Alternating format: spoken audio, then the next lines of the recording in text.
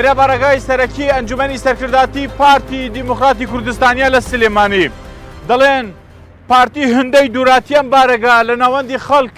لە خەڵکی سلێمانی دوورە. لە ماوەی چەند ساڵی ڕابردوو پارتی زۆر هەوڵیدا لە خەڵکی سلێمانی نزیک بێتەوە، بەڵام نەیتوانی. دەڵێن پارتی بوون لە سلێمانی عیبە و بگرە پارتی میوانێکی ڕەزاسووکیش نییە. ڕزگار ئەژی گوران کاندیدی ژمارەیەکی پارتی دیموکراتی کوردستانە بۆ پەرلەمانی عێراق لە سلێمانی. لەگەڵ کاک ڕزگار ئەژی گۆران پێکەوە چینە ناو خەڵک و لێ پرسین پلانی ئێوە چییە بۆ ئەوەی لەگەڵ خەڵکی سلێمانی ئاشت ببنەوە. پێم وا بێ مێژووی پارتی دیموکراتی کوردستان لەم شارە ڕێگەڕیشەی خۆی هەیە، ڕێگەڕیشەیەکی مێژوویە پارتی لەم شارە و پێویستی بە ئاشبوونەوە نییە. ئەبێ ئێمە هەوڵ بێن ڕاستیەکان بە خەڵک بگەێنین ئەو خەڵکی کەم ئەو لایەنانەی کەم خەڵکان عاجز کردووە. بە تەکید پارتی دیموکراتی کوردستان هەمیشە ئاشتە لەگەڵ خەڵکی خۆی. کاک ڕزگار داری سەحراویتان پێیە ئەنجامەکان یەکسەر بۆ مەسلحەتی پارتی هیچ لایەنێک داری سەحری پێنێ و با خەڵکی چاواشە نەکەن. ئێمە هەمومانەوێ بێکەوە هەوڵ بێنە مۆزاچە. ئێستا پێکەوە ئەچینە ناو خەڵک ئامادەی بۆ وەڵامی هەموو پرسیارە بوو لە پرسیاری خەڵک ناترسی. هەموو پرسیارێک وەڵامە ئێمەوە هەمیشە لە ناو خەڵکەم. لەگەڵ کاک ڕزگار ئێستا چینە ناو ئەو خەڵکی سلێمانی کە بەردەوام گلەیان لە پارتیە. بافەرموو.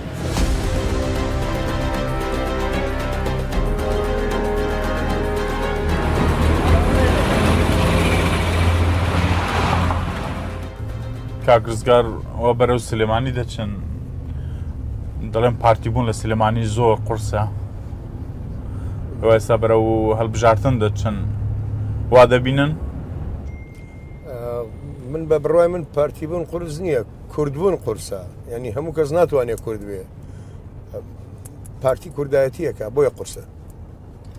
وەزئی ئێوە لە سلێمانی چۆنە کاک ڕزگار بۆ هەڵبژاردنە لە ڕووی چی دەنگەکانی ڕابردووە هێننەوە وەزاتان چۆنە لە ناو خەڵکە؟ هیچ لایەنێک لەوانەیە ناتوانێت دەنگەکانی ڕابردوو بێنێتەوە بەهۆی هەندێک مەسەلەی تەکنیکیەوە، هەندێک مەسایلی ئابووری و کۆمەڵاتی و سیاسیەوە، بەهۆی هەندێک گۆڕانکاریەوە کە لەوانەیە خاریتەی سیاسی سلێمانیا بگۆڕێنە، لیستی تازە هەیە. بەڵام بەدڵنیاییەوە هیچ لایەنێک لەو لایەنانە تەسیرە دەنگەکانی پارتی ناکا گەر تەنها مەسەلە تەکنیکیەکە نەبێت. خەمسارد نین ئێوە تۆزە لەم هەڵبژاردنە لە سلێمانی؟ ڕاستی ئەمە خەمساردێکەمان لەسەرەوە نییە کە مهتەم نین بە هەڵبژاردن و بە جەماوەری خۆمان و بە پرۆسەکە، بەڵام هەر بۆ جارێکی تر چوونەوە عێراقمان لەوانەیە لە زەحمەت بێ هەر ئەمە بێت.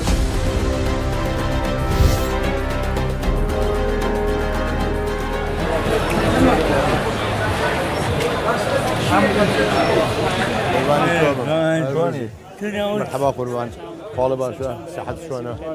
من ڕزگاری ئەژی گۆرانم، کاندیدی ژمارەیەکی لیستی پارتی دیموکراتی کوردستانم لە سلێمانی. هیوادارم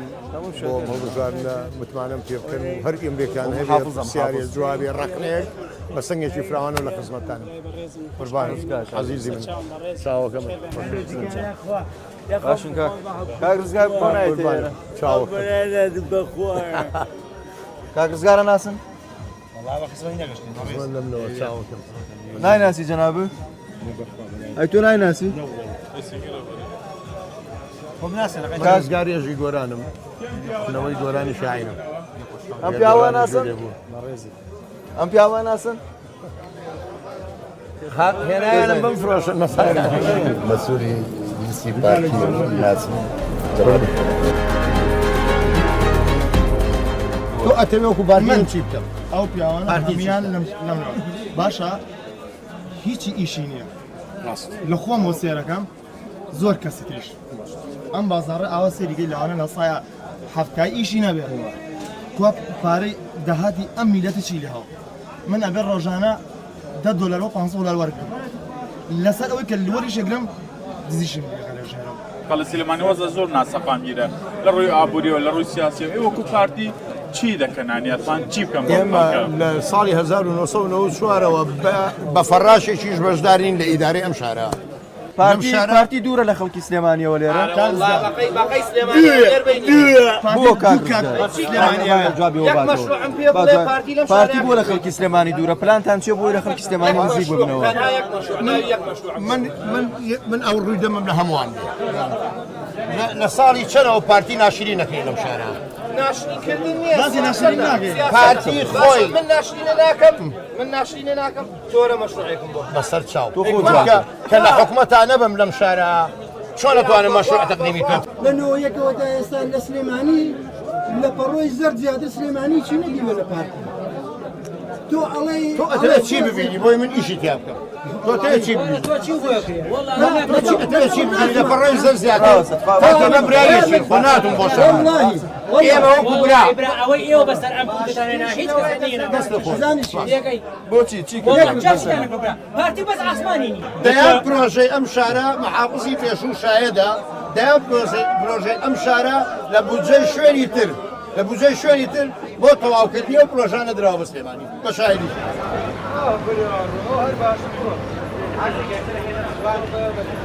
ترکاکە ئەمە ئێمەین ئەمە ئێمەین ئەمە ئێمەین کاک ڕزگار خەڵک زۆر تووڕێ خەڵک گلەی هەیە ئەم گلەیانە پارتی لێ بەرپرسە والله هەمومان بەرپرسی نەکرد پارتی هەمومان بەرپرسی سلام علیکم خاڵتان باشە شکر ئازیان چۆنی دەنگ و ئەو باسێ پیاوە دەناسن والله جناب ما شيخ محمد جاري أشهر ما زكي هەڵەوە دەناسن ولا دانش کوان پێ بناسنەوە کیە أو قولي إيمن من ڕزگاریەژی گۆرانم ولا بابا ئەیناسن کاندیدی پارتیم بۆ ئەنجومەنی نوێنەرانی عێراق فيروز بيبدل فيروز بعيد ئەمە شانازی بە ئەم پیاوەش و بە پارتی شەوەکەین سپاسەڵی چیمان لە پارتی هەرۆمانوێت هەتا بۆیان یەکری وەزی و خەڵکە چاکەنین بەگوێری توانە لەباری مەعاشەوە لەبارەی ئەو شەهیدانەوە لەباری ئەوانەی کە خزمەتی پارتی ئەم میلەتیان کردن خەڵک هەموو ناڕازیە لەو خەڵکی سلێمانی کە دەیبیننەوە سێ چار ڕۆژە لە ناو خەڵک کێ ئەمەم ناڕازەیە دروست کرد لە ناو خەڵک کێ سەبەبە جۆ لە برادەگری بەساقم حکومەت ئەمان سەرۆکی حکومەتی تۆ سەرۆکی حکومەتی ئەگەر قسەت ناخوا لە حکومەتە بەسەراحەت بڵێ من قسەم ناخوا لە سلێمانی لە سلێمانیا دەسەڵاتمان بەدەستەوە بێ ئەمۆز ئاگۆڕی ئەمە بیانوو نییە ئەمە باشە هیچ بیانوە نییە هیچ بیانوێک نییە یەک دەسەڵاتی یەک فڕاشمان نییە لە سلێمانیا فڕاشە تەعینکرد 2005 هەموو کوردیەک بوو دەستکەوتی کورد زیاتر بوو لە دوای ئینتیخاباتی 2009ەوە کورد بەڵبەلەی تێکەوت و مەشاکلی تێکەوت و ڕیزەکانمان تێکچوو حاڵمان بەم حاڵەکەی بەتامەوە یەک ناگرن وەکو چەسپی هینوان چەسپێ بەسەر چوویە بیە لە شت ناگرێەوەشە تاماون حیزبی کوردی ئەم خەڵکە هینەری پارتیا بۆ پەرلەمانی عێراق یەک پرسیاری لەکەم بەس تو ئەو قورعانەی لەو مزگەوتانە ڕاستم جوابەرەوە ئەوە قورعانم مای یەکێتی بە پارتیە لە دەست پارتی بە یەکێتیە لە دەست گۆڕان بە یەکێتیە لە دەست یەکێتی بە گۆڕانەوە هەمووی بە یەکتیرە لە دەست کامیان دزەڕەسیە ئێوە خۆتان الحەمدوللا شعورتان هەیە مقارنە بکەن بزاننەوە پارێکە دەستی خەڵک و حیزبەکان و حکومەت دەکرێت چی دیەکە باش باشە بڕۆ بەرهەمی ئەویان ببینەوە بەرهەمی ئەوی کەش ببینە ئێوە خۆتان بە پێشڕەوی ئەم میلەتە ئازانن ئەگەر ئێوە نام بچووک نین نەمەڵێن گەورەی ئەم میلەتن تانێ نەتانێ بە زۆریش بێ گەورەی ئێمن باشە باشە بۆ نایەن ئەم میلەتە ڕێقەنەوە باشە سلێمانی بۆ پەرایە بۆ نایە لەگەڵ سلێمانی دارەی خۆیە قوربانێ بەم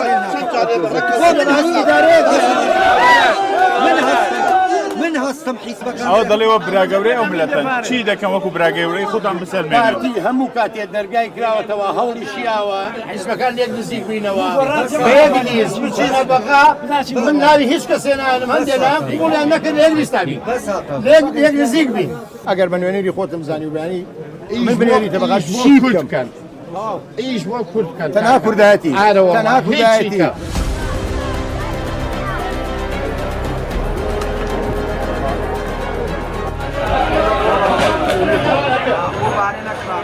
کاک زیاد خەڵک زۆرتر باسی یەک ڕێزی و یەکگرتووی کوردەکان لە پەرلەمانی عێراق ئێوە چ گرنتی دەدەن ئەو خەڵکە ئێستا پیاوەش داوای لەتون کرد بەس داوایەکتان لێکم وەکو کورد داواتان لێکم ڕجان یەک بگرن يك بقرن حموشي حلبي بەدڵنیاییەوە حموشتي حلبي والله انت جايت يك تكريب کاک ڕزگار تخوا گوناح نییە ئەم هاوڵاتیە خەڵکی کوردستان ئەوەندە لە ئێوە لە حزبەکان دەپارێتەوە لە پارتی یەکێتی گوڕان ئێوە بوو یەک ناگرن بقرعان 250 تبرج معاش منية بو خوای نیمە بەس وەکو دەسۆزی پێدانێن ڕجان یەک بگرن باشە با جواب بباتەوە کاک ڕزگار وەکو سیاسەتی پارتی دیموکراتی کوردستان وەکو ڕێی پارتی دیموکراتی کوردستان هەمیشە دەرگامان کراوەیە هەمیشە دەستی یەکبوونیشمان درێژ کردووە بەداخەوە هەندێک لایەن لەبەر بەرژەوەندی حیزبی لە بەغا نەیانتوانی ئەم جارە بە هاوپەیمانێتی بچینە بەغاوە وەکو یەک لیست دوینایە بڕاکەن بەرنامانەشی پێویست کورد هەمووی بەر یەکریزی جوانە بە یەکلیستی جوانە بە یەکلیستیش لە بەغای باتەوە من بەدڵنیایەوە ئەمە عەرزی جەنابەت دەکەم ئینشەڵا لە بەغاش کە لێرەوە بە یەکلیست ناچین هەوڵی ئەوە ئەیەم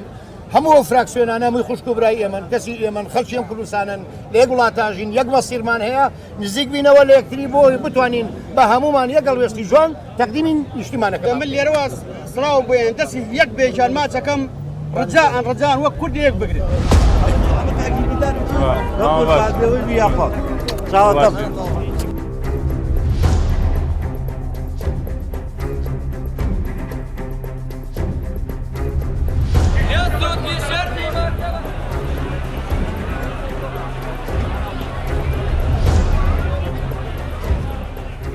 چاکەتەکەت جوان و لەگەڵ بۆین باخەکە زۆر جوانە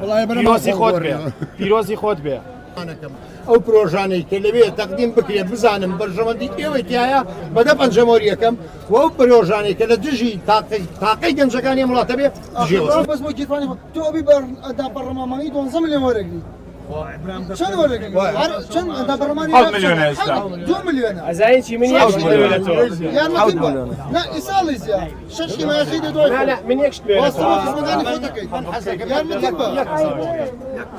ئەوەی من بۆ ناسیە ببوورە قوربانی چاوە بم فەرموو چۆمان جانش دەخنات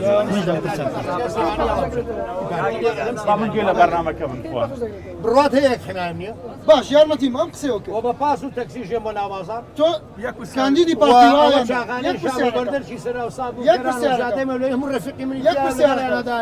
ببوورە میلەتێکە دەوڵەتی نەبوو هەموو لایەنەکان شەڕیەکەن بەس شەڕی کەسی پێ ناکرێت هەمووی نەتیجەی نەبوونی دەوڵەتە هەڤاڵ برا عەزیزەکەم ئەگەر شەڕواڵەکەمان هەڵکێشینەوە عیب و عارمان دیار نابێت نەبوونی دەوڵەت وەکوایە عیب و عارمان دیار بێ بە قوربان